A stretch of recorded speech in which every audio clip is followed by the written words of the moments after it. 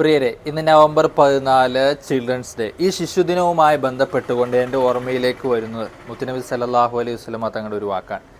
ലൈസ മിന്ന മല്ലം ഇർഹം സഗീറന വയുവക്കിർ കബീറന.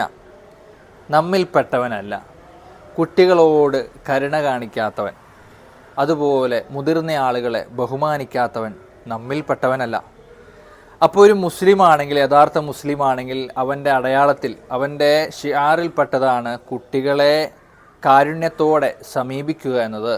സ്കൂളുകളിലാവട്ടെ, പൊതു ഇടങ്ങളിലാകട്ടെ, എവിടെയായിരുന്നാലും കുട്ടികൾക്കൊരു കൺസിഡറേഷൻ കൊടുക്കുന്ന ഒരു സ്വഭാവം നമ്മുടെ ജീവിതത്തിലുണ്ടാവുക.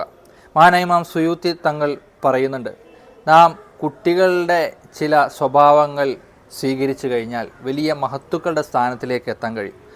അതിൽപ്പെട്ടതാണ് ഭക്ഷണം കഴിച്ചുകൊണ്ടിരിക്കുമ്പോൾ അവർ വലിയ ആളുകളുടെ അടുത്തിരുന്ന് കഴിക്കുകയായിരിക്കും, പക്ഷേ ആരുമല്ല, ഞാനൊരു സബ്സ്റ്റിറ്റ്യൂട്ടാണെന്ന നിലയ്ക്ക് അവരിന്ന് ഫുഡ് കഴിക്കും. അതാരാ ഉണ്ടാക്കിയെന്നോ അതിനെ കുറ്റം പറയാനൊന്നും അവർ നിൽക്കില്ല.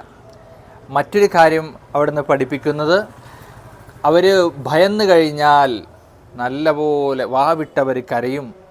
അവരുടെ കണ്ണുനീര് ഒഴുകുന്ന രൂപത്തിൽ അവരിങ്ങനെ കരഞ്ഞുകൊണ്ടിരിക്കും. അത് അവരുടെ സ്വഭാവമാണ്. അപ്പോൾ ആ ഒരു സ്വഭാവം നാം സ്വീകരിച്ചു കഴിഞ്ഞാൽ മഹത്തുക്കളുടെ സ്വഭാവത്തിലേക്ക് നമുക്ക് എത്താൻ കഴിയും. മൂന്നാമത്തെ കാര്യം പറയുന്നത്, അവർ തർക്കിച്ചു കഴിഞ്ഞാൽ, പരസ്പരം ഇടികൂടിക്കഴിഞ്ഞാൽ, ലം തജാവസു, അവർ പരിധി ലംഘിക്കുകയില്ല. മാത്രവുമല്ല വതസാറഉ ഇല സുൽഹി, അത് കോംപ്രമൈസ് ചെയ്യാൻ വളരെ പെട്ടെന്ന് തന്നെ അവർ മുന്നോട്ട് വരും. അത് കുട്ടികളുടെ ഒരു സ്വഭാവമാണ്. മറ്റൊരു കാര്യം നാം പകർത്തണമെന്ന് പഠിപ്പിക്കുന്നത്, അവർ ഭക്ഷണം കഴിച്ചു കൊണ്ടിരിക്കുമ്പോൾ അവർ ഒരുമിച്ച് കൊണ്ടിരുന്ന് ആണ് ഫുഡ് കഴിക്കുക.